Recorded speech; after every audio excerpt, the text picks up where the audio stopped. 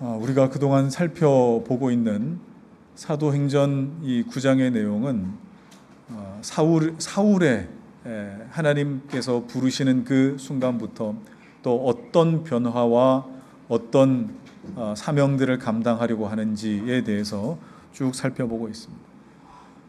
이 사울의 일대기가 물론 그 이후도 계속되지만 잠시 일시정지하는 것 같은 이 시간이 오늘 베드로가 잠시 등장하면서부터 사울은 잠깐 사라지게 되는데 그 마지막 부분이 31절로 끝나게 됩니다. 자, 31절 말씀 같이 읽겠습니다. 시작. 그리하여 온 유대와 갈릴리와 사마리아 교회가 평안하여 든든히 서가고 주를 경외함과 성령의 위로로 진행하여 수가 더 많아지니라. 우리 지난 시간에 살폈던 대로 사울이 드디어 교회의 공식적인 일원이 되었습니다. 교회 안에 공식적으로 성도가 되고 교인으로 들어왔을 때에 그는 나는 새 가족이기 때문에 이제 막 들어왔기 때문에 하며 몸을 사리지 않고 오히려 복음 증거하는 함께 주의 몸된 지체들과 교회의 지체들과 더불어서 복음이 증거되는 전선으로 뛰어들었습니다. 자, 그러자 헬라파 유대인들이 그를 우리를 박해할 때는 언제였고, 그죠? 박해할 때는 언제였고 당신이 이러느냐 하면서 오히려 사울을 죽이려고까지 덤벼들자 주변의 제자들이 이를 파악하고 얼른 사울을 붙들어다가 그의 고향인 다소로 급히 내려 보냅니다. 보호 차원이었겠죠. 자, 그랬는데 사도행전의 이 무대에서 사울이 잠시 사라져 있는 이 동안 갈릴리와 유대와 사마리아와 갈릴리와 그리고 또 복음이 흥왕하여 견고해지는, 교회가 더 견고해지는 일들이 있게 되더라. 사울의 상황과는 상관없이 이런 일들이 쭉 있게 되더라 하는 모습을 보면서 이게 참 어떻게 된 일인가 하는 생각도 들죠. 여러분, 지도를 한번 보시겠습니다. 자, 오늘 말씀에 등장하는 유대와 갈릴리와 사마리아가 여러분 어느 지역이냐면 저기 밑에 보시면 제일 밑에 빨간색 보이시죠? 저기가 이제 가나안 땅 팔레스타인 지역인데 제일 밑에 보면 중부로부터 남쪽으로 쭉 이어진 저 부분이 갈릴리와 더불어 이제 요단강에서 사해까지 쭉 내려오는 저 부분이 유대 지역입니다. 그리고 유대 지역과 맞닿아 있는 중부 내륙 지역이 사마리아고 사마리아와 접경을 두고 있는 북부 지역이 갈릴리 지역입니다. 그러니까 유대와 사마리아와 갈릴리 그러면은 이스라엘 전역을 내포하고 있다라고 그렇게 보시면 됩니다. 그러니까 이스라엘 전역에 곳곳에 예수 믿는 자들이 세워졌을 때 든든하게 서갔다. 자, 그러면 바울이 낙향한 바울의 고향이 어디냐? 바울의 고향은 저 북쪽에 보시면 제일 북쪽에 빨간색으로 안디옥 위에 다소라고 되어 있는 부분이 있습니다.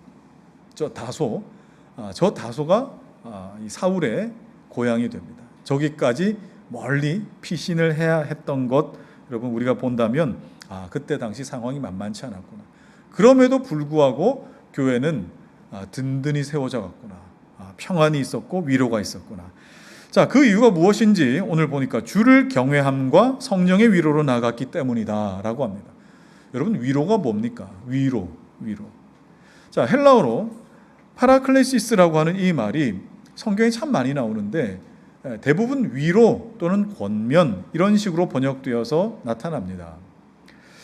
자, 그런데 여러분이 가지고 계신 성경책에 보면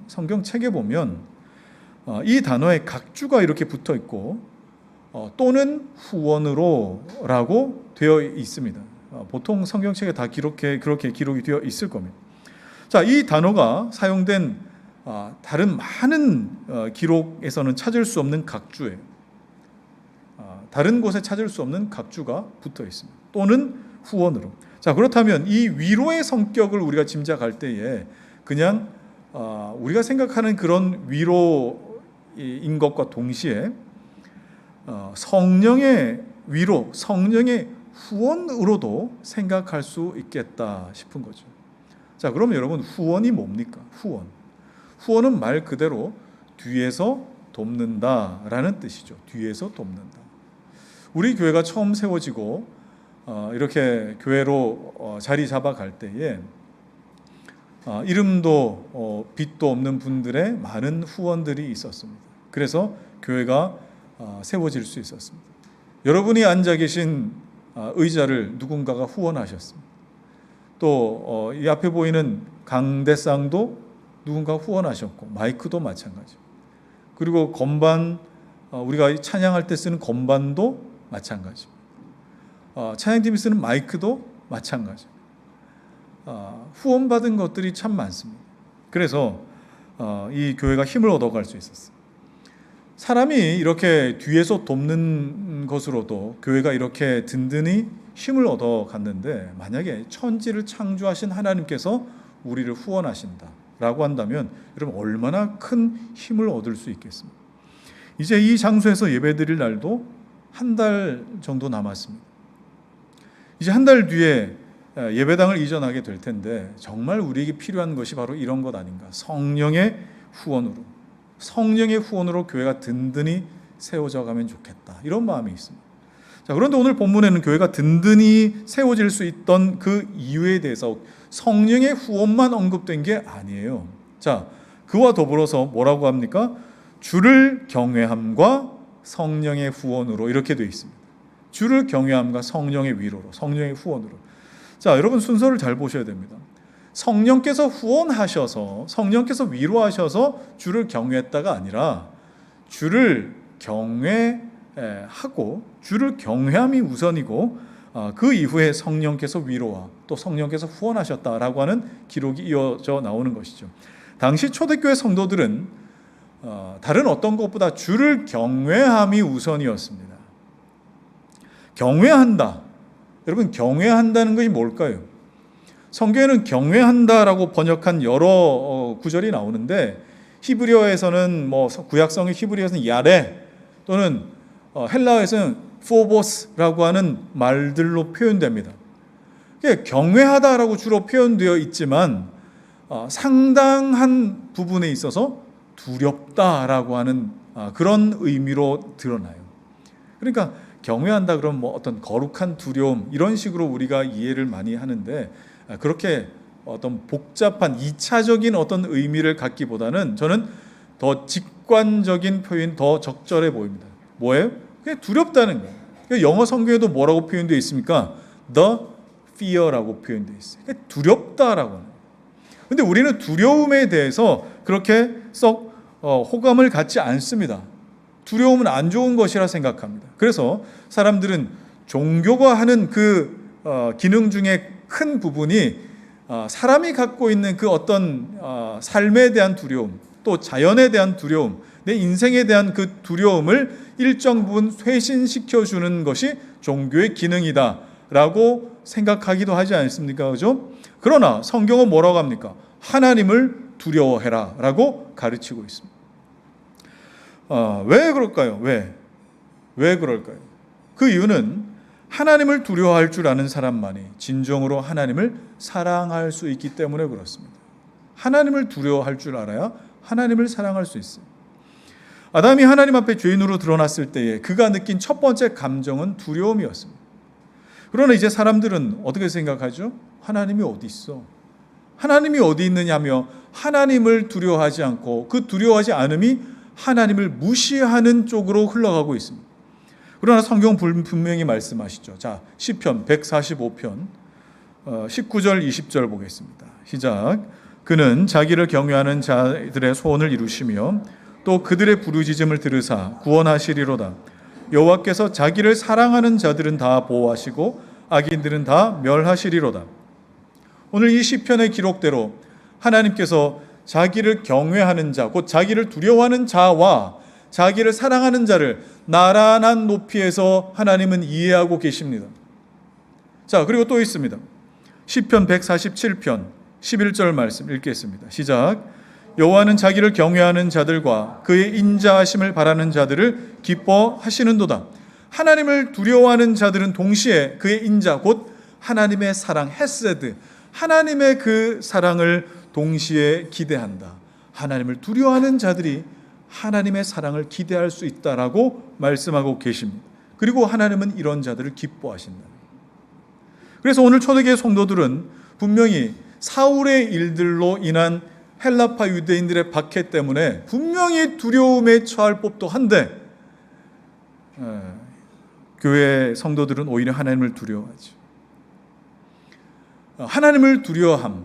그래서 이것으로 인하여 성령의 후원하심이 있고 교회는 이것으로 인하여 평안하고 든든하게 서갔다 하는 것을 우리 알게 됩니다. 자, 여러분, 여기에서 우리 신앙에 굉장히 중요한 원리가 있지 않습니까? 여러분, 하나님을 두려워하시기 바랍니다.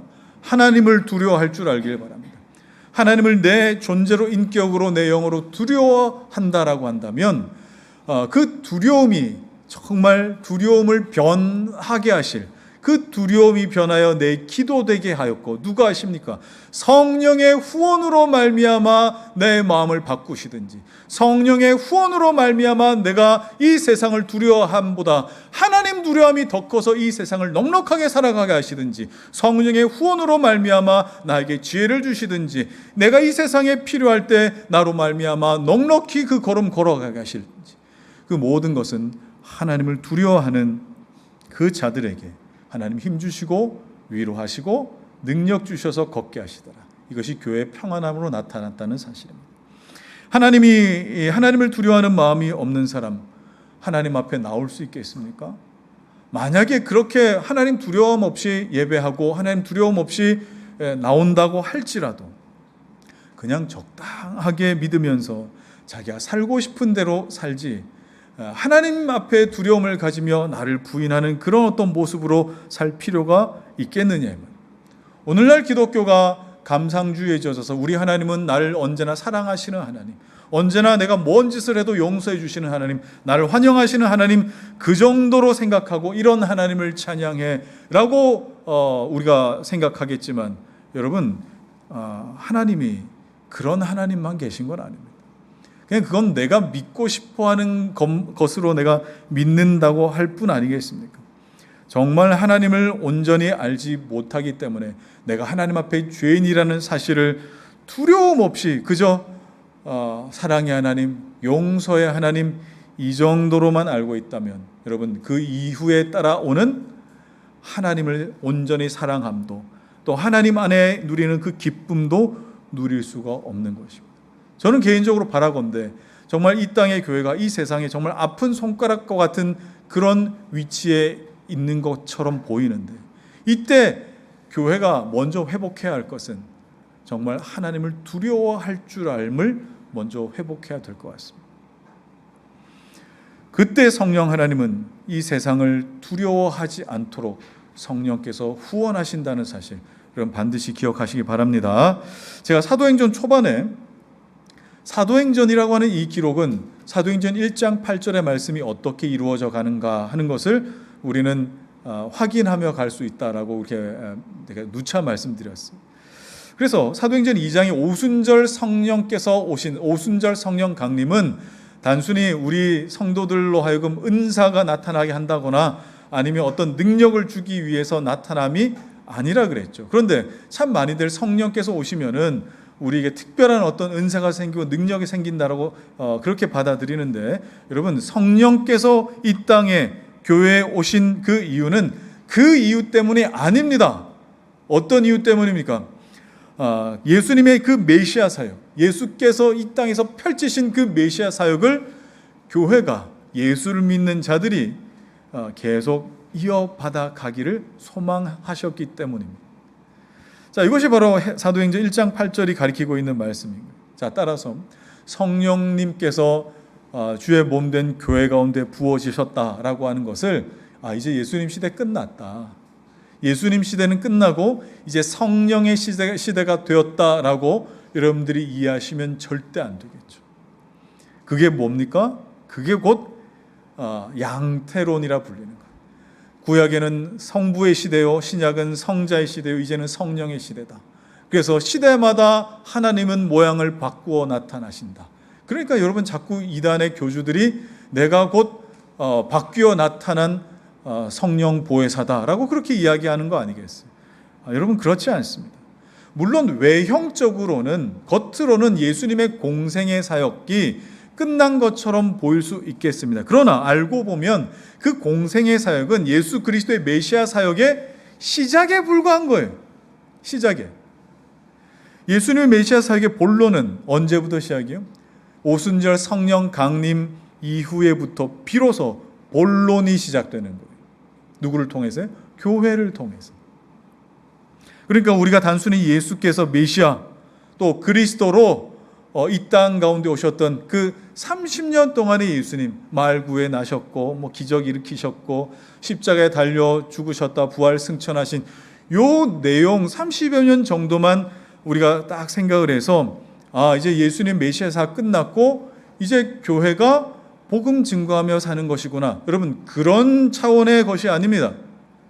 뭡니까? 교회가 메시아의 이 사역을 감당해 가기 위해서 성령께서 기름 부으신 것이다. 왕이요 제사장이요 선지자로 기름 부은 것이다. 자, 이걸 우리가 이해하지 못하니까 교회로서 주를 믿는 성도로서 메시아 사역을 감당해 가는 것이 정상적이다라고 하는 것을 이해를 못하는 것이죠. 또 이걸 오해해서 뭐라고 이야기합니까? 우리는 작은 예수처럼 산다. 아니요, 우린 작은 예수처럼 사는 게 아닙니다. 자, 이걸 또 카톨릭 교회는 뭐라고 이야기를 합니까? 우리가 사도직을 계승받아서 이어가는 존재다. 또 이 카톨릭의 이 사도직 계승을 기독교가 또 따라하면서 우리는 신사도 운동을 한다. 이렇게 오해하고 곡해하는 그것이 다 뭐 때문에 그렇습니까? 교회론이 잘못되어서 그래요. 교회론. 그러니까 예수 믿는 자들도 그냥 착하게 살다가 예수 믿고 착하게 살다가 천국 가는 것이 전부라고 생각해 버리는 거 아니겠습니까? 자, 여러분 예수께서 공생애를 사시고 그리고 오순절 성령 강림을 통해서 성도들에게 교회에게 목표하시는 것, 기대하시는 바는 분명합니다. 예수의 영이신 성령을 성도와 교회에게 부어주실 때에 예수의 그 메시아 사역을 계속 이어갈 수 있도록 하기 위함이신 겁니다. 여러분 믿으십니까? 우리 교회가 주를 믿는 성도들이 바로 이 연장선에 있다는 거예요. 그래서 성도를 뭐라고 부릅니까? 그리스도인이라고 부르지 않습니까? 그리스도의 사역과 삶을 계속 산다고 해서 그리스도인이라고, 좀 나쁘게 좀 들리는 말로는 또 뭐라고 불러요? 예수쟁이라고 부르지 않습니까? 그 이유는 다 뭐 때문이에요? 교회가 예수의 사역을, 그리스도의 사역을 그대로 감당하니까 2000년이 지난 지금도 그리스도는 여전히 살아 계셔서 역사하고 계시는 것 같은 모습이 나타나기 때문에. 그러면 어떻게 교회를 통해서 예수님의 사역이 교회를 통해 나타나게 되는 것인가? 제가 꿈꾸고 소망하는 교회론이 바로 이 부분입니다. 예수님이 사역하셨을 때는 예수님 혼자 다 감당하셨어요. 예수님 혼자 그리스도의 사역을 감당하셨다. 그러나 이제는 모든 성도와 예수를 주와 그리스도로 믿는 모든 성도와 교회에게 그의 영이신 성령을 부으셔서 이 사역을 감당하도록 하셨습니다. 여러분 초대교회 오순절 성령 강림이 있고 나니까 어떤 현상이 나타났습니다. 좀 표현이 그렇지만 사도들과 여러 그리스도인들의 삶과 사역을 통해서 분명히 예수 그리스도 승천하시고 이 땅에 안 계신데 다시 오신 것 아닌가? 예수님 어디 숨어 계신 거 아닌가? 하는 생각이 들 정도로 예수님의 사역을 그대로 빼다 닮은 모습들이 성도와 교회를 통해서 나타났습니다. 자, 그건 뭘 의미합니까? 예수께서 공생의 사역을, 메시아 사역을 시작하실 때에, 세례요한에게 세례 받으실 때에, 그때 하늘로부터 성령이 임하시며 비둘기처럼 임하신 그것과 똑같은 그 성령이 예수를 믿는 우리에게도 오순절 성령 강림 때처럼 예수를 믿는 우리에게도 똑같이 임하셔서 그리스도의 사역을 계속 감당하게 하셨다라고 하는 그런 의미가 되겠죠. 그러면 예수님께 임하셨던 그 성령과 성도에게 임한 그 성령은 전혀 질적으로 다르지 않습니다. 예수님께 임한 성령은 순도 100%의 성령이고 우리에게 임한 성령은 순도 50%짜리다. 그렇지 않습니다. 동일한 성령이 우리에게 임하셨기 때문에 예수님을 통한 역사가 주의 몸된 교회를 통해서도 나타나는 것이 옳다 이 말이에요. 그러면 교회가 어떻게 예수님의 사역에 동참하게 되는가? 예수님은 지금 하나님 우편에 계신데 어떻게 예수님의 이 사역에 동참하는가? 그것은요, 바로 이 그리스도와 교회가 믿음으로만 연합하게 될 때에 이것이 가능해지는 일입니다. 믿음으로만 연합. 이 일을 위하여 성령께서 오셨고 주의 몸된 교회와 그리스도가 함께 연합하게 하셨던 겁니다. 예수님의 이 메시아직은 끝난 게 아니에요. 예수의 그리스도로서의 사명은 끝나지 않았습니다. 자기 몸된 교회를 통해 계속 이루어져 가게 하시는 것이죠. 그래서 예수님께서 마태복음 28장 끝에 뭐라고 말씀하십니까? 세상 끝날까지 너희와 항상 함께 있으리라고 하신 그 말씀이 바로 이런 배경으로 나타난 거예요. 자, 이런 이해를 가지고 오늘 32절과 33절 말씀을 한 번 더 읽겠습니다. 시작. 그때에 베드로가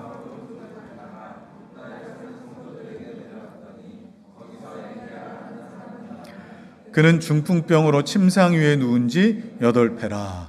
자, 여러분 오늘 이 사울의 이야기가 이제 잠시 일단락되고 베드로가 등장하면서 보여주는 이 내용에서 우리가 눈여겨봐야 될 것이 있습니다. 룻다에서 일어난 이 베드로의 사역을 통해서 우리가 확인해야 될 것은 그리스도와 지금 연합되어 있는, 그리스도와 함께하고 있는 성도들에게 하나님의 능력은 어떻게 나타나는가? 하나님의 살아계심, 그리스도의 살아계심은 어떤 식으로 나타나는가 하는 것을 여러분 보셔야 됩니다. 자, 그런 의미에서 여러분들이 성경을 보실 때에 먼저 전제하셔야 될 것이 있습니다.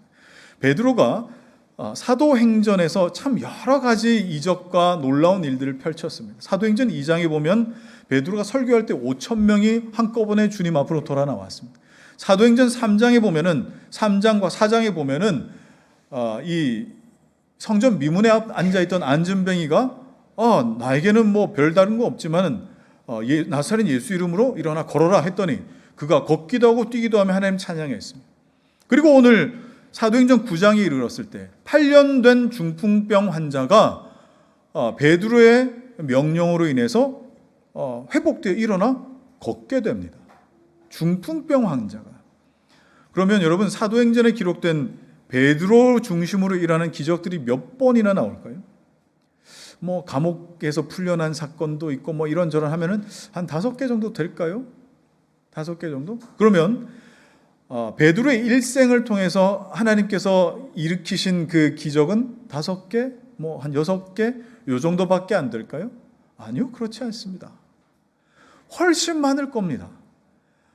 수십 개, 아니 뭐 수백 개의 어떤 놀라운 일들이 일어났을지도 모르겠습니다. 그러면 왜 이렇게 편집해서 이렇게 이 사도들의 이 행적들과 기적들을 기록했던 것일까?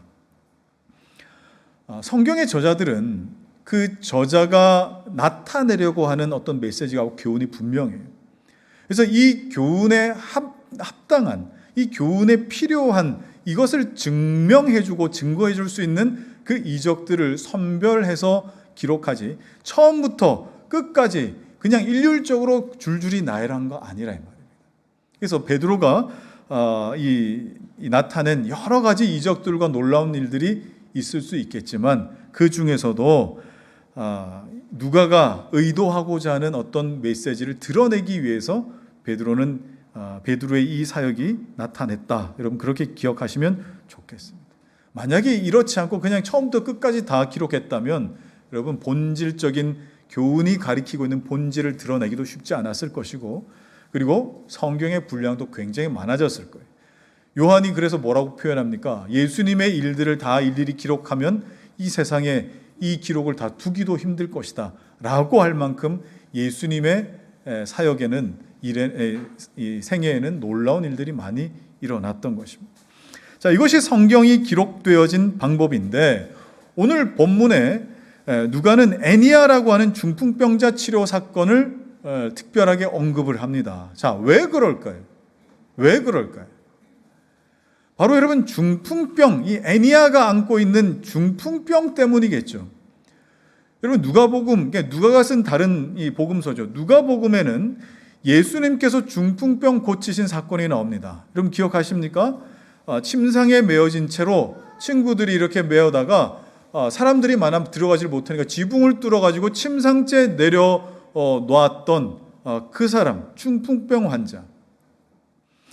그러니까 누가는 지금 자신이 먼저 쓴 누가복음에 나오는 그 중풍병자 고치신 사건을 베드로의 이 사건을 통해서 뭐 하게끔 만드는 거예요? 다시 데자뷰처럼 떠올릴 수 있도록 만드는 거죠. 그런 의도가 있습니다. 자, 그렇다면 우리는 이 기록을 사도행전이라고 부르지만 여전히 예수는 살아계셔서, 여전히 그때 중풍병 고치신 예수님은 여전히 지금도 살아계셔서 역사하신다라는 것을 누가의 의도를 통해서 확인하는 거예요. 자, 그러니까 우리는 사도들의 기록이라고 해서 사도행전이라 부르지만 저는 예수행전이라 부르는 것이 더 맞다고 생각합니다. 자, 특별히 오늘 34절에 그 구체적인 모습이 보이는데 34절 한 번 더 읽겠습니다. 시작. 베드로가 이르되 애니아야 예수 그리스도께서 너를 낫게 하시니 일어나 내 자리를 정돈하라 한데 곧 일어나니. 예수님 당시 그 침상에 매어 지붕 뚫고 내려왔던 그 중풍병 환자에게 예수님이 이와 비슷한 말씀하셨다는 것을 여러분 기억하셔야 됩니다. 참 놀랍죠. 자, 예수님이 이렇게 말씀하셨어요. 한번 읽어볼까요? 누가복음 5장 24절 시작. 중풍병자에게 말씀하시되 내가 내게 이르노니 일어나 내 침상을 가지고 집으로 가라 하시매. 여러분 베드로가 성령 충만해가지고 그 본인의 사역을 한 게 아닙니다. 베드로가 성령의 능력으로 자기 사역을 한 게 아니라 예수께서 성령으로 충만한 베드로를 통해 드러나고 계시는 겁니다. 여러분 이 지점에서 우리가 정말 오해하지 마셔야 될 게 있습니다. 우리는 항상 성령 충만한 누군가가 나의 것을 너에게 준다라고 생각을 하는 것이 오늘날 성령 충만한 어떤 누군가를 이해하고 받아들이는 개념이에요. 아니요, 그렇지 않습니다. 성령 충만한 예수께서 성령을 부으실 때에 믿는 사람들의 수만큼 n분의 1만큼 나눠주셔서 네가 받은 것만큼 성령 사역을 해라, 사역을 하라고 주신 것이 아니라 언제든지 예수께서 그와 더불어 함께 하시며 예수님은 나타나길 기뻐하십니다. 그가 나타나는 것이, 그가 가지고 있는 것으로 나타나는 것이 아니라 예수님이 나타나신 겁니다. 바로 그걸 보여주는 것이죠. 자, 또 눈여겨봐야 될 것이 있습니다. 베드로가 애니아를 고치는 방법을 한번 보십시오. 베드로가 애니아를 고칠 때에 어떻게 하죠? 머리에 손을 얹고 안수해서 애니아야 하고 이렇게 했습니까? 안수하지 않습니다. 그리고 또 등을 두드리고 반쯤 이렇게 세워서 제 손 감각 느껴주세요 하고 막 두드리고 막 때려가지고 안찰하지도 않습니다. 손을 잡고 일으켜 세우지도 않습니다. 그런 모습 전혀 없죠. 그런데 오늘 한국교회 참 많은 성도들 자기가 좀 아프면은 목사가 자기 아픈데 손을 얹고 기도해 주기를 원합니다. 자, 여러분 꼭 그러지 않아도 됩니다. 왜 그래요? 베드로의 말을 한번 보십시오. 베드로가 뭐라고 얘기하는가? 베드로가 이렇게 말하죠. 애니아야 예수 그리스도께서 너를 낫게 하시니. 베드로는 내가 네게 명하노니 라고 하지 않습니다. 내가 네게 명하노니, 나에게 예수님께서 n분의 1로 주신 것이 있는데, 예수님이 나에게 치료의 은사 주신 것이 있는데 이것으로 내가 네게 명하노니라고 하지 않고 예수께서 내게 너를 낫게 하시니라고 말하고 있습니다. 그러면 예수님은 뭐라고 말씀하셨을까? 예수님은 그 능력의 근원이 되시니까 내가 네게 명하노니라고 하셨죠. 내가 네게 이르노니. 그러나 제자들은 그러지 않았습니다. 이상하지 않습니까? 내가 네게 명하노니라고 했다면 제자들 그것과 똑같이 예수님께서 n분의 1로 어떤 능력과 성령을 각자 부어주셨다면 그걸 가지고 내가 가진 것으로 내가 내게 명하노니라고 해야 마땅하지 않겠습니까? 그러나 사도들은 그 어디에도 그렇게 명하거나 사역하지 않았습니다. 예수님께 n분의 1로 받은 능력으로 사역한 독립적인 개체들이 다 아니었던 거예요. 예수 그리스도께서 너를 낫게 하시니 안수하지 않습니다. 안찰하지 않습니다. 이런 차원이 아닌 것이죠. 베드로는 앞서 이와 유사한 표현을 사용했던 적이 있습니다. 제가 앞서 말씀드렸던 사도행전 3장에 성전 미문에 앉았던 안전뱅이가 고침받을 때입니다. 그때 베드로가 이렇게 말하죠. 같이 한번 읽을까요? 자, 시작. 은과 금은 내게 없거니와 내게 있는 이것을 내게 주노니 나사렛 예수의 이름으로 일어나 걸으라. 나에게는 뭐가 없는데 그러나 예수께는 뭔가가 있다라고 말하는 거 아닙니까? 나에게는 없는데 예수님께는 있다. 자, 여러분, 나사렛 예수의 이름으로, 우리가 영어에서도 in the name of Jesus, 나사렛 예수의 이름으로 이렇게 우리가 표현하는 것, 여러분, 제자들이 자주자주 이렇게 표현했는데 이거 누가 가르쳐 줬을까요? 누구한테 배웠으니까 이렇게 말할 거 아닙니까? 누가 가르쳐 줬을까요? 예수님 가르쳐 주셨겠죠. 자, 요한복음 14장 13, 14절입니다. 시작. 너희가 내 이름으로 무엇을 구하든지 내가 행하리니 이는 아버지로 하여금 아들로 말미암아 영광을 받으시게 하려 함이라. 내 이름으로 무엇이든지 내게 구하면. 자, 예수님께서 너희들 어떤 뭐가 풀리지 않는 일을 만나거나 또는 뭐 애매한 일을 당하면 자, 따라해봐. 나사렛 예수 이름으로. 나사렛 예수 이름. 이런 식으로 어떤 형태를 가르쳐 주신 건 분명히 아닐 겁니다. 그러나 내 이름으로 구하라고 하셨습니다. 자, 그래서 여러분 이 본문을 가지고 지금도 많은 사람들이 나사렛 예수의 이름으로라고 하는 이 말을 내 능력으로는 안 되지만 이 말을 함으로써 어떤 놀라운 일이 일어나기를 바랍니다라는 의미로 사용할 때가 있습니다. 또는 나사렛 예수의 이름으로라고 하는 이 형식이, 이 문장 자체가 어떤 특별한 효험과 능력이 있을 거라고 그렇게 생각을 하기도 합니다. 그런데 여러분, 이 말이 과연 그런 의미가 있습니까? 내 믿음과 내가 예수를 믿는 그 믿음과 상관없이 이 문장이 갖고 있는 효험이 있는 걸까요? 내가 예수를 믿는 믿음의 삶과는 상관없이 여러분 이 문장이 어떤 특별한 능력이 있는 거겠어요? 여러분 해리포터 보셨어요? 해리포터에 보면 이런 정말 치명적인 주문이 있지 않습니까? 뭡니까? 아브다카다브라. 이 모르세요? 자, 여러분 이게 나사렛 예수의 이름으로 같은 이 종류가 아니라고요. 영화에서는 아브다카다브라라고 하면은 어떤 특별한 능력이 나타나는 문장이 되는데 나사렛 예수의 이름으로라고 하는 것은 그런 효험 있는 어떤 주문이 아닙니다. 또는 뭐 귀신들이 무서워하는 어떤 주문 문장이 아니라고요. 근데 이걸 그런 식으로 알고 이렇게 쓰는 경우들이 있죠. 자, 그러면 나사렛 예수의 이름으로 in the name of Jesus라고 하는 것은 어떤 의미겠습니까? 먼저 예수의 이름으로라고 하는 말은 무엇과 같은 말이냐? 예수 그리스도께서라는 의미죠. 예수의 이름으로라는 것은 예수 그리스도께서. 그래서 베드로가 뭐라고 합니까? 애니아야, 예수 그리스도께서 너를 낫게 하신다라는 말과 성전 미문에 앉아 있는 이 자에게 내가 나사렛 예수의 이름으로 이름을 너에게 주노니라고 같은 맥락입니다.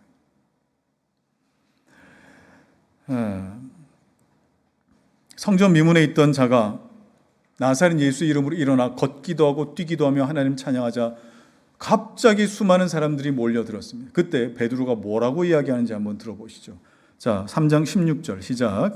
그 이름을 믿음으로 그 이름이 너희가 보고 아는 이 사람을 성하게 하였나니. 그 이름이 이 사람을 성하게 하였나니. 이 말은 예수님께서 이 사람을 직접 고치셨다라는 의미입니다. 내가 치료한 것이 아니라 주님께서 나에게 n분의 1로 주신 그 능력으로 내가 이렇게 발동되게 한 것이다라가 아니라 예수님이 하셨다는 겁니다. 내 안에 계신 예수님이 하셨다는 뜻이에요. 베드로는 이 능력의 기원이 나에게 있지 않다는 걸 밝히죠. 그게 뭐예요? 은과 금은 나에게 없거니와 나에게는 예수가 계신다. 예수께서 이 일을 행하실 것이다 라고 밝히는 겁니다. 이것이 바로 우리가 그렇게 믿고 사모하는 어떤 교리와 맞닿아 있습니까? 그리스도와 연합하는, 그리스도와의 연합을 보여주고 있는 겁니다. 내가 고치는 것이 아니라 그리스도께서 나를 통해 고치시는 것이다. 그리스도께서 나를 통해 자기 사역을 하시는 것이다 라고 하는 이 내용을 함축해서 어디에 포함시킨 거예요? 나사렛 예수의 이름으로 또는 예수의 이름으로 포함시키고 있는 겁니다. 자, 이 일과 관련해서 누가는 잘못된 사례 한 가지를 사도행전 19장에 소개하고 있죠. 당시 바울이 에베소 지역에 사역하고 있을 때 바울의 손수건이나 바울의 앞치마, 자기가 일했던 썼던 그 앞치마를 가져다가 병든 사람에게 얹어 놓으면은 병든 사람이 낫고 더러운 귀신이 떠나가는 일들이 있는 거예요. 자, 이때에 어떤 유대인 제사장 스게와입니다. 스게와의 7 아들이 이렇게 예수의 이름, 바울이 믿는 예수의 이름으로 이렇게 명하는 모습을 보고 그럼 우리도 한번 해보자 하고 악귀 들린 사람, 귀신 들린 사람을 데려다가 바울이 믿는 예수의 이름은 명하노니 너희 귀신들이 떠나갈지어다 이렇게 이야기를 한 거예요. 자, 그때 어떤 반응이 일었었어요? 그 귀신 들린 자가 이렇게 이야기하죠. 아니 너희도 도대체 누구야? 내가 예수도 알고 바울도 알거니와 너희는 누구야 도대체? 하면서 그 아들들에게 덤벼 들어가지고 그 아들들의 옷을 다 찢겨 발가벗겨 버렸습니다. 아주 창피를 당한 것이죠. 그런데 애석하게도 오늘날 교회 안에서 이런 일들이 또 반복되고 있어요. 예수를 믿어서 주 내 안에, 내가 주 안에 그리스도와 연합된 마치 남편과 아내가 한 몸 된 것 같은 그 신비한 연합에 대해서는 알지 못하고 예수의 이름만 그냥 내가 내뱉으면은 귀신은 떠나간다. 예수의 이름만 그냥 내뱉으면은 이 놀라운 일들이 일어난다라고 무슨 공식처럼 알고 있습니다. 내 믿음과 삶과 아무 상관없이. 여러분, 성경에 귀신 들린 자가 예수의 이름으로 회복됐다. 여러분, 이건 뭘 의미하는지 아십니까? 그동안은 귀신에게 사로잡혀서 귀신이 나의 주인이었는데 이제는 예수의 이름으로 그들이 쫓겨났다는 건 이제는 주인이 바뀌었다는 뜻이에요. 이제는 귀신이 다스린 것이 아니라 예수께서 다스리는 인생이 됐다는 뜻입니다. 특별히 여러분 거라사 지역에 더러운 군대 귀신 들린 자, 아주 흉악한 귀신 들린 자가 예수의 이름으로 떠나가고 나서 어떻게 됩니까? 그 이후의 삶이 하나님을 증거하고 예수 그리스도를 그 지역 데가볼리 지역에 막 증거하며 다니는 사람으로 변했잖아요. 그냥 귀신만 떠나고 만 것이 아니지 않습니까? 여러분, 우리가 귀신을 쫓는다라고 했을 때 여러분 여기까지 가셔야 돼요. 원래 다스리던 주인이 떠나고 새로운 주인으로 바뀌게 되는 일들에까지 우리는 관심을 가져야 되는데 오늘날 교회에서 하는 이 귀신을 쫓는다라고 했을 때 그냥 귀신을 예수 이름으로 쫓는 것만 관심이 있어요. 여러분, 이거는 무당들도 큰 귀신으로 작은 귀신 내쫓는 거, 여러분 이건 무당들도 하는 짓입니다. 그리스도 안에 있는 자는 어디에 관심이 있어야 돼요? 그러면 이젠 누구에게 다스림을 받을 것인가? 이후의 주인은 누구인가를 선포하고 그를 그렇게 그리스도의 종된 자들로 만들어가는 여기까지 가셔야 돼요. 자, 여러분 분명히 말씀드립니다. 예수 이름으로라고는 이 말은 내가 하는 것이 아니라 나를 통해 예수 그리스도께서 일하신다. 나를 통해 예수 그리스도께서 여전히 메시아 사역 감당하신다. 그리스도 사역 감당하신다라는 의미를 여러분 분명히 알고 믿고 여러분 고백하고 선포하시기 바랍니다. 누가는 사도들의 이런 모습 기록하면서 결국 성도의 사역, 교회의 사역은 예수 그리스도의 사역의 연장선에 있다는 것을 그대로 지금 보여주려고 애를 쓰고 있습니다. 이걸 알려주기 위해서 의도적으로 예수님께서 행하셨던 사역과 굉장히 비슷한 닮은 꼴의 사역을 또 보여주고 예수님께서 그때 쓰셨던 멘트와 베드로의 그 꼭 닮은 멘트를 이렇게 나란히 놓으면서 예수님은 지금도 살아계시는구나 하는 것을 보여주고 있는 거 아니겠어요? 사랑하는 성도 여러분, 저는 여러분이 사도행전을 통해서 예수를 믿는 이 신자가, 성도가 그리스도와 연합한다는 이 신비를 여러분들이 잘 아셨으면 좋겠습니다. 이 삶은 얼마나 영광스럽고 능력이 있는지 여러분들이 아셨으면 좋겠습니다. 기독교 신앙의 신비는 중보자 되신 우리 주 예수 그리스도와 연합하는 그 은혜를 통해 우리 삶의 안팎의 놀라운 효력을 나타나게끔 하시는 데 있습니다. 이건 신비죠. 이건 신비라고요. 그렇다면 그리스도와 연합은 무엇으로 가능해진다고 했습니까? 오직 믿음으로만 가능해져요. 오직 믿음으로. 근데 그 믿음은 어떻게 시작됩니까? 말씀을 들으면서 난다고 했습니다. 근데 그 말씀은 여러분들에게 무엇을 처음에 알게끔 하시죠? 나에게는 어떤 가능성도 없습니다. 나를 향한 불신을 하나님께서 말씀을 통해 알게 하십니다. 나를 향한 절망을 말씀을 통해 깨닫게 하십니다. 그래서 철저하게 나에 대한 불신과 절망이 그리스도를 향할 수 있도록 우리에게 알려주시며 또 그리스도를 향한 믿음을 우리에게 심어주시는 것이죠. 이것이 바로 참된 믿음의 발동이요, 참된 믿음의 성장이라고 할 수 있어요. 이 믿음이 그리스도 예수와 우리를 연합하게 하시는 거예요. 자, 그러면 이렇게 우리가 연합될 때에 그의 생명이 나의 생명, 또 그의 능력이 나의 능력, 그의 성품이 나의 성품, 마치 예수님만의 것인데 그분 내 안에 연합되어 있을 때 이것이 고스란히 나의 것이 된다라고 하는 것이 그리스도와의 연합 가운데 있는 신비 아닙니까? 그래서 로마서 8장에는 이걸 뭐라고 표현했습니까? 그리스도와 함께한 상속자니라고 합니다. 이걸 단 한 단어로 줄이면 뭐라고 해요? 기업이다. 기업이다. heritage, inheritance, 기업이 유산이라고 합니다. 그래서 우리가 찬송할 때 뭐라고 합니까? 한번 찬양해 볼까요? 나의 영원하신 기업 생명보다 귀하다. 나의 갈 길 다가도록 나와 동행하소서. 나의 영원하신 기업이 왜 귀합니까? 이건 그냥 회사가 아니에요. 주님 내 안에, 그분이 내 안에 계실 때에 그분의 것이 내 안에 되기 때문에 기업이 된다. 이 얼마나 큰 은혜. 그래서 이 은혜 속에 우리가 믿음으로 그리스도와 연합한 자로 살아갈 때, 나 예수 믿으니까 뭔가 좀 달라진 것 같아. 여러분, 예수 믿고 뭔가 좀 달라진 인생 정도가 아니에요. 왜 그래요? 베드로가 애니하게 말하지 않습니까? 내 안에 계신 예수께서 너를 낫게 하신다라는 이 엄청난 문장을 말할 수 있는 자가 되지 않습니까? 나 뭔가 좀 달라진 것 같아, 이게 아니라 예수 그리스도께서 너를 통해 일하신다. 예수께서 이 땅에 나타나시는 방식이 여러분의 삶이에요. 여러분 믿으십니까? 그리스도께서 이 땅에 나타나시는 방법이 여러분의 인생이요, 여러분의 가정이요, 여러분의 일터라고. 얼마나 놀라요. 그러니까 내가 좀 더 좀 달라진 인생 정도가 아닌 것이죠.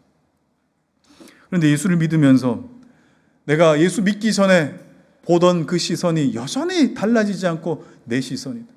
부모 형제를 보는 시선, 예수 믿기 전에 부모 형제를 봤던 그 원망의 시선이 예수 믿고도 계속 원망의 시선으로 남아있다.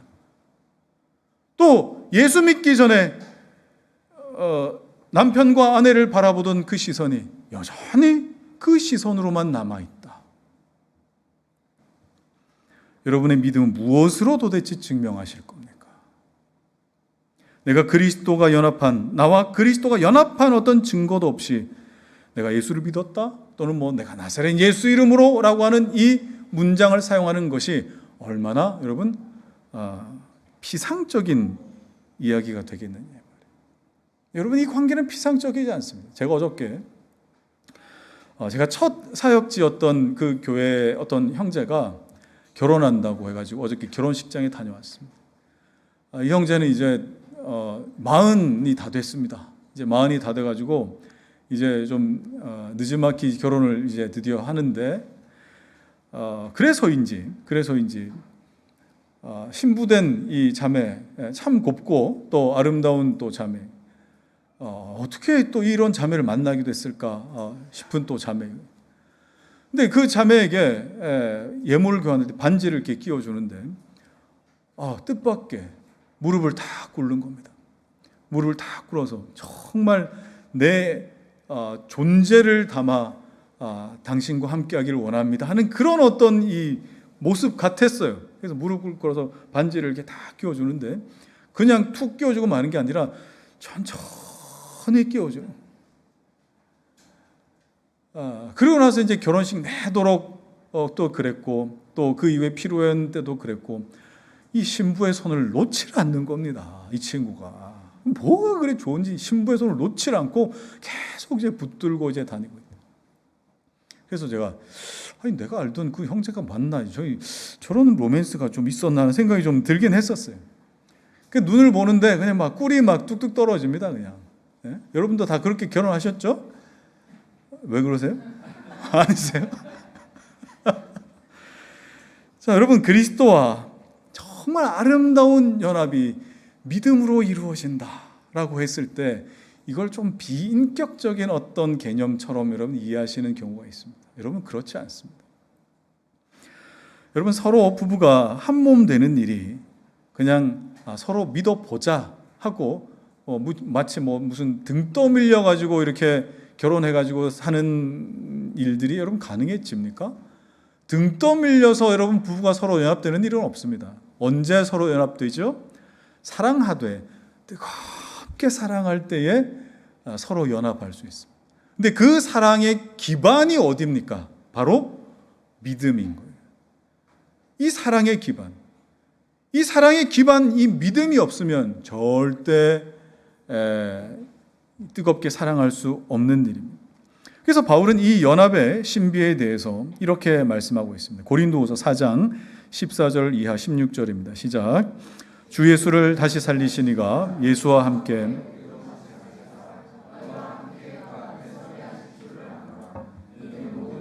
너희를 위함이니 많은 사람의 감사로 말미암아 은혜가 더하여 넘쳐서 하나님께 영광을 돌리게 하려 함이라. 그러므로 우리가 낙심하지 아니하노니 우리의 겉사람은 낡아지나 우리의 속사람은 날로 새로워지도다. 바울이 예수와 함께 살 소망을 가질 수 있는 것, 곧 그리스도와 연합할 수 있는 이 소망이 우리에게 가능해질 수 있는 이유에 대해서 뭐라고 설명합니까? 겉사람이 낡아지고 속사람은 새로워지기 때문입니다 라고 고백하고 있죠. 간단하게 표현해 볼까요? 자, 30년 아니 40년을 이렇게 혼자 살다가 서로 만나서 이제 아내로 남편으로 삽니다. 여러분 이게 쉬운 일이겠어요? 여러분 경험하시지 않습니까? 쉽지 않아요. 쉽지 않다고요. 그동안 내가 가졌던 그 습관을 버려야 할 때도 있습니다. 내가 원치 않는 모임이나 관계를 가져야 될 때도 있습니다. 그리고 또 내가 원치 않는 상대방을 사랑하기 때문에 내가 말버릇을 바꿔야 될 때도 있고 말을 아껴야 될 때도 있습니다. 다 뭐 때문입니까? 사랑하기 때문에. 자, 이걸 단 한 단어로 표현하면 뭡니까? 자기의 부인이지 않습니까? 자기 부인이 뭘 만들어냅니까? 연합을 만들어냅니다. 연합을 만들어낸다. 계속해서 나는 그래도 내 유익을 구하고 내 만족을 구할래. 그러면 여러분 절대 한 몸 이루어지지 않습니다. 여러분이 부부로서 살아갈 때 경험해 보시지 않았어요? 내 겉사람은 계속 낡아지는 겁니다. 사랑하기 때문에 뜨겁게 사랑함으로 내 겉사람은 낡아지는 것과 동시에 내 속사람은 날마다 새로워져야 그리스도와 더 연합할 수 있는 이 신비를 여러분 부부 관계에서 맛볼 수 있게 하셨어요. 자, 그렇다면 부부가 서로 하나 되기 힘든 이유를 발견하셨습니까? 뭐 때문이에요? 다 자기 부인을 못해서 그래요. 다 나 잘난 너 잘난들이 서로 만나서 그래요. 그렇다면 예수를 믿는다고 하면서 그리스도의 능력에 참여한 증거가 그리스도와 연합한 증거가 나타나지 않는 이유도 마찬가지예요. 자기 부인을 못해서 그래요.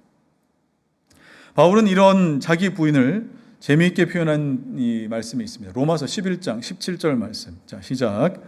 또한 가지가 얼마가 꺾이는데 돌감람나무인 내가 그들 중에 젖붙임이 되어 참 감람나무 뿌리에 진액을 함께 받는 자가 되었은즉. 여러분, 그리스도와의 연합의 신비를 이렇게 표현했는데, 참 감람나무이신 예수 그리스도께 젖붙여지는, 연합되어지는 이 신비를 누리고자 할 때 먼저 선행되어야 될 게 뭐라고요? 돌감람나무였던 네가 거기에서 찍히고 꺾여서 떨어져 나와야 돼. 잘려져야 된다는 걸 말하죠. 자기 부인이에요. 이게 되지 않으면 참 감람나무에 젖붙여지는 것, 여러분, 절대 이루어질 수 없습니다. 찬송가 94장에 주 예수보다도 귀한 것은 없네. 이 세상 부귀와 바꿀 수 없네. 영죽을 내 대신 돌아가신 그 놀라운 사랑 잊지 못해. 여러분, 결혼하실 때 한 남자 한 여자와의 연합도 이 세상에 다른 남자 다른 여자와 바꿀 수 없다고 고백할 때만 가능한 것입니다.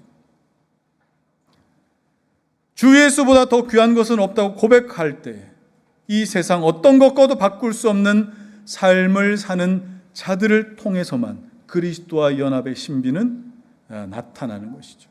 그런데 만약에 나에게서 그리스도와 연합한 모습이 안 나타난다면, 사람들이 그를 보며 나를 보며 이 가정에, 우리 가정, 내 가정에 대한 신비함을 갖겠습니까? 저 남자를 보니까 자꾸 주변에 여자들이 자꾸 들끓어요. 그러면은 그 형제의 가정에 대해 궁금함이 생기고 동경이 생기고 신비함이 생기겠습니까? 안 생기죠. 마찬가지입니다. 내가 그리스도와 연합해 있는데 내가 주 예수보다 귀한 것은 없네, 이 세상 어떤 것과 바꿀 수 없네라고 고백하면서도 자꾸 내 주변에 주 예수 그리스도 외에 다른 어떤 것들이 드글드글 끓는다면 이 세상이 그를 통해 예수님과 주의 몸된 교회를 신비롭게 보겠습니까? 여러분, 바라건대 여러분이 참 감람나무에 젖붙여지기 위해서 여러분의 돌 감람나무에서 과감하게 꺾이고 잘리는 여러분 그런 은혜를 누리시기를 주의 이름 축복합니다. 이것이 여러분에게 허락하신 하나님의 은혜인 줄 여러분 믿으시기 바랍니다. 자, 그러면 이렇게 그리스도와 연합한 성도와 교회를 통해서 결국 뭘 기대하실까? 35절 보십시오. 자, 시작. 룻다와 사론에 사는 사람들이 다 그를 보고 주께로 돌아오니라. 예수 그리스도께서 애니야를 낫게 하신 겁니다. 그러자 어떤 일이 일어나죠? 그 주변 지역 사람들이 애니야를 보고 주께로 돌아왔다라고 표현합니다. 자, 여러분이 아시는 대로 저는 어떤 신령한 은사도 없습니다. 신령한 어떤 능력이 있는 사람도 아닙니다. 자, 그래서 언젠가 하나님께 원망하듯이 기도하면서, 하나님, 저를 목회자와 또 사역자로 부르셨는데 사역지에서 그래도 좀 능력 좀 주시면 안 됩니까? 남들 없는 특별한 좀 이 신비한 은사도 좀 주시면 안 됩니까?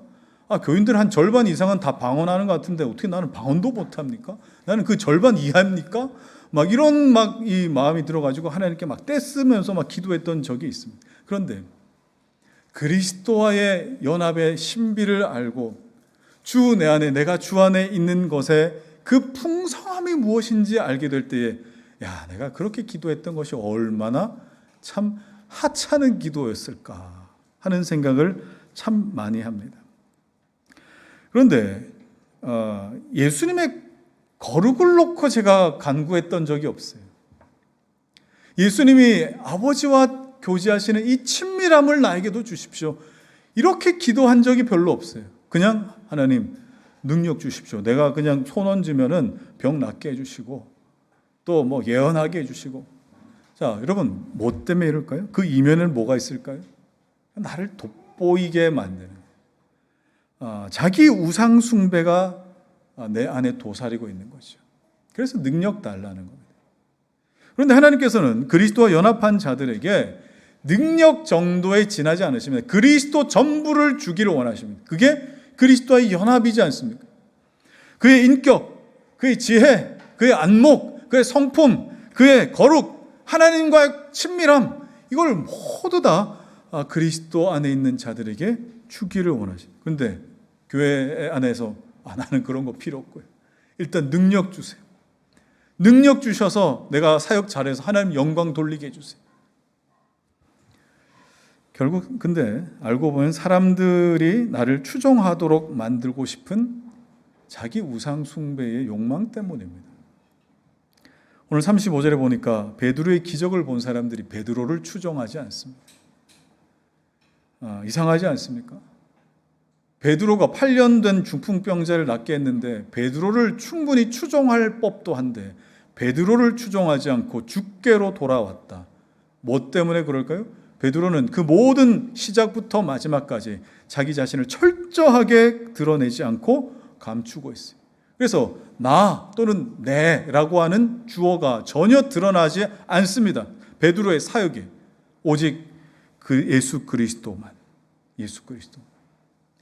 그러니까 그가 지금 얼마나 예수 그리스도와 연합되어 있는가를 잘 보여주고 있는 것이죠. 그래서 사람들은 분명히 놀라운 기적을 경험했지만 베드로를 통해 예수께로 나오는 일들이 있는 겁니다. 저는 우리 한국교회에 대해 참 감사한 부분도 많고 또 실망스러운 부분도 여전히 느끼고 있는 사람입니다. 잘 감당해온 부분들은 많습니다. 회복도 시키고 또 뭐 복음도 증거하고 또 선한 사업도 많이 했습니다. 그러나 그 마지막 문장에 그 마지막에 주께로 돌아오니라로 끝내지 못한 부분들이 많아서 제 개인적으로 아쉬운 부분들이 있습니다. 어김없이 목사가 우상이 되거나 그래서 어김없이 목사가 없으면 기도를 성도들이 못해요. 목사가 없으면 성도들이 말씀을 가까이 하질 못해요. 목사가 시켜서 했다. 목사가 시키지 않아서 안 했다. 전부 이 선에 머물러 있어요.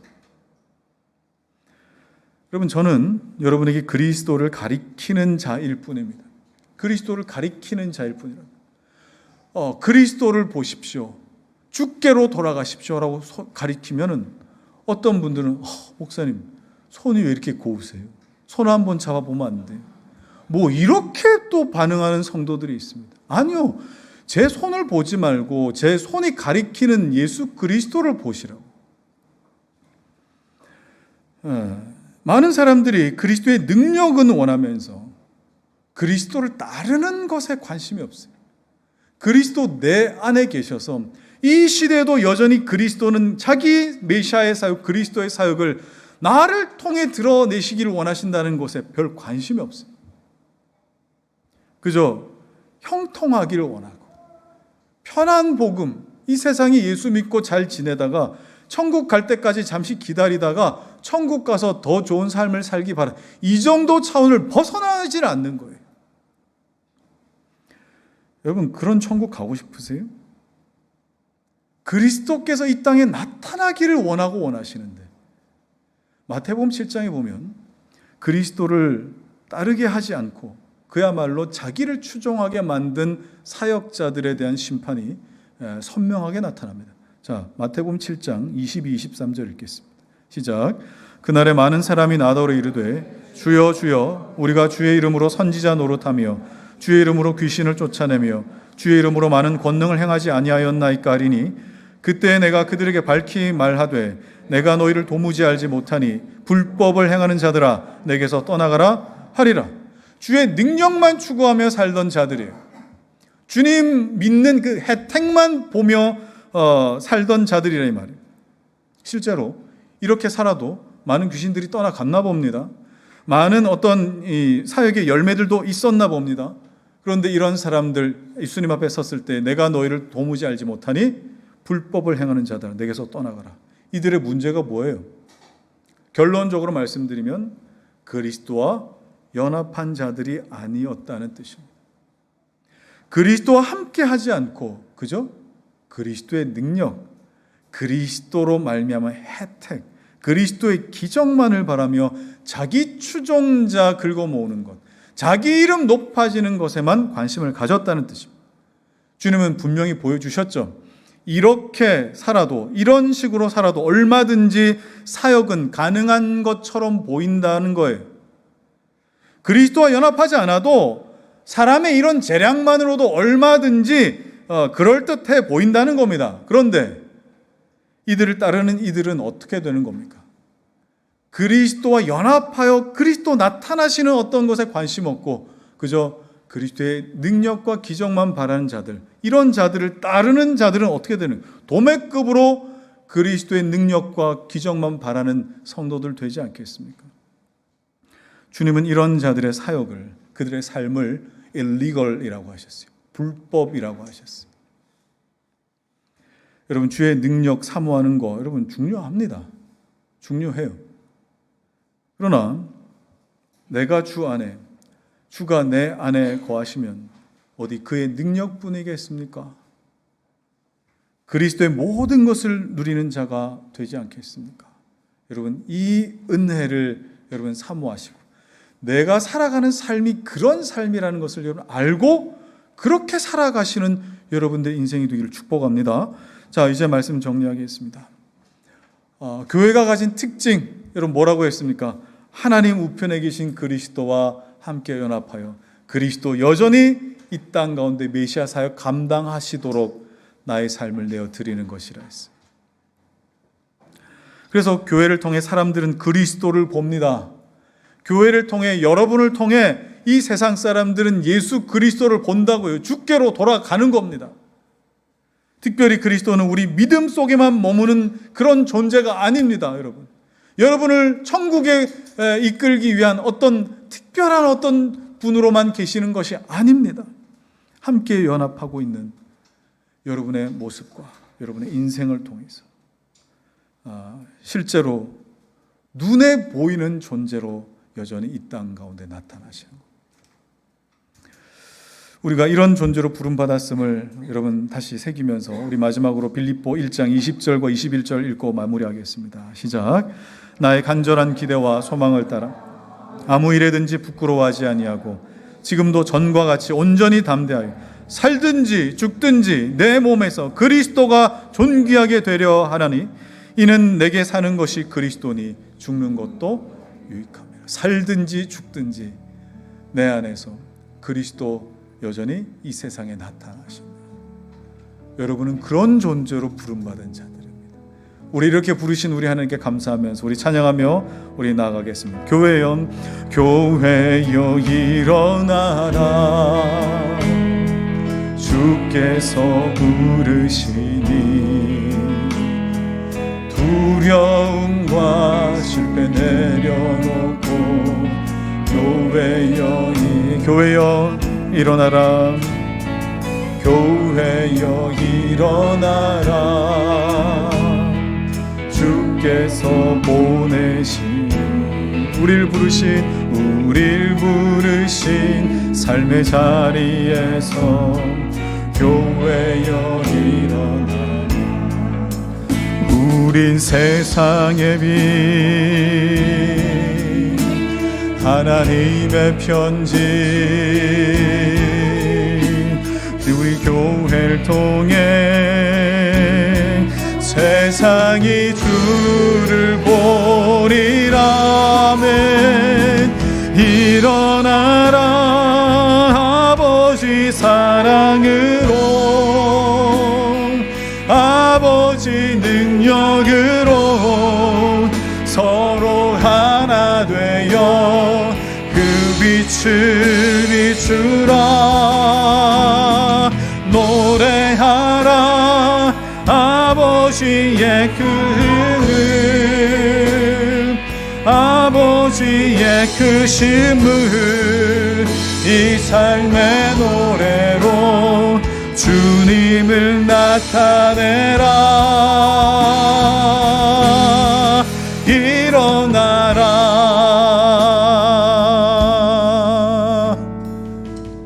오늘 우리가 찬양 가운데 고백하였던 것처럼 여러분, 예수 믿는 자들은요, 여러분 부르신 삶의 자리에서 일어나셔야 됩니다. 왜 그렇습니까? 주님은 여전히 우리 삶을 통해 이 세상에, 여러분의 가정에, 여러분의 직장에, 여러분의 인간관계 속에 주님의 이 몸된 교회 위에 이 나라와 민족에 나타나시기를 기뻐하시기 때문에 그렇습니다. 우리는 이 일을 위하여 부름받았습니다. 이 일을 위하여 성령으로 기름 부으셔서 왕이요 선지자요 제사장으로 우리를 부름받았습니다. 여러분, 예수 믿는다는 것이 시시한 일 아닙니다. 교회로 부름받는다는 것은 시시한 일이 아닙니다. 비록 지하에 모여있는 작은 교회라 할 수 있겠지만 시시한 공동체가 절대 아니라 이 세상에 예수께서 나타나시는 방식이라는 사실을 여러분 안다면 어떻게 우리 삶이 시시하겠어요? 이 시간에 우리 한번 기도하실 때 하나님 부르신 그 부름이 어떠한 무게인지 여러분 기억하시면, 하나님 날 부르신 이 부름의 상급을 쫓아서, 하나님 날 부르신 이 부름의 영광을 쫓아서 나아가기로 소망합니다. 하나님, 단순히 그냥 내 믿음 안에만 갇혀 계시는 분이 아니라 이 땅에 여전히 그리스도 나를 통해 나타나길 기뻐하신다면 하나님 마음껏 나타나십시오. 하나님 마음껏 말씀해 주십시오. 주여 한번 부르고 기도합니다. 주여. 할렐루야. 살아계신 아버지 하나님, 교회가 아버지 하나님이여 이 일을 위하여 하나님 부름받아 내가 아버지 하나님이여 자녀들에게 하나님 예수 그리스도를 보여주는 창으로, 내가 아버지 하나님이여 정말 이 세상에 예수 그리스도를 나타내는 메시아의 사역을 감당합니다. 아버지 하나님이여 정말 이 땅에 여전히 아버지 하나님 예수님 나타나시는 방법이 하나님 예수를 주와 그리스도로 믿는 사람들을 통하여 나타나신다는 것을 오늘 우리가 아버지 하나님이여 깨닫고 알며, 아버지 하나님이여 나에게는 아버지 하나님 은과 금은 없습니다. 나에게는 아버지 하나님이여 그 어떤 능력도 없습니다. 그러나 내 안에 아버지 하나님 계신 우리 주님, 내 안에 아버지 하나님 충만 위에 충만으로 계신 그 주님, 아버지 하나님이여 그리하여 나는 이 믿음을 가지고 그리스도와 연합하여 내가 나사렛 예수의 이름으로 아버지 명하며, 내가 나사렛 예수의 이름으로 아버지 이 세상을 살며, 내가 아버지 나사렛 예수 이름 명할 때에 애니아야 예수께서 예수 그리스도께서 너를 낫게 하신다. 아버지 하나님이여 이 믿음의 고백으로 나아가는 담대함들이 하나님 우리 성도들의 삶 가운데 나타나가여 주옵소서. 오 하나님 감사합니다. 우리를 이렇게 불러주셔 감사합니다. 우리를 이 거룩한 높은 부름에 하나님 초대해 주셔서 감사합니다. 하나님 예수 믿는다는 것은 아버지 하나님의 정말 결코 시시한 일이 아님을 아버지 하나님 고백합니다. 오 주님, 이 귀한 부름에 우리가 응답하여 주님 안에 아버지 하나님의 이 삶을 감당하며 아버지 하나님의 정말 교회여 일어날 수 있도록 도와주시옵소서. 주의 몸된 능력의 교회가 되게 하여 주시옵소서. 베드로가 이르되 에네아야 예수 그리스도께서 너를 낫게 하시니 일어나 내 자리를 정돈하라. 하나님, 그리스도와 연합된 자들이 이 세상에 이 말을 들려주기 위하여 성령 하나님 우리에게 부어진 바 되셨음을 하나님 오늘 우리는 확인합니다. 그저 이 땅에 예수 잘 믿다가 천국 가는 날까지 기다리며 사는 자들 되지 않도록 하여 주옵소서. 우리 안에 예수께서 우리 안에 얼마나 우리 가정에, 우리 자녀들에게, 우리 직장에, 조국 대한민국에 나타나기를 기뻐하시는지, 하나님 그리스도가 있는 자들, 그리스도와 연합된 자들, 이제 저들 하나님 기뻐하시는 자리와 장소와 또 시간 속으로 보낼 때에 주님 드러나시는 삶을 누리고 살아오게 하여 주시옵소서. 이제는 우리 주 예수 그리스도의 은혜와 하나님의 사랑과 성령의 교통하심이 그리스도와 연합하여 나에게는 은과 금은 없지만 나사렛 예수 그리스도의 이름이 있기에 그 이름 드러내며 살기로, 나를 통해 우리 주 예수 그리스도 나타나시는 삶에 동참하기로 소망하는 사랑하는 성도들 머리 위에와 이들의 가정과 생업과 자녀와 주의 몸된 교회 위에 이제로부터 영원토록 함께 있을지어다. 아멘.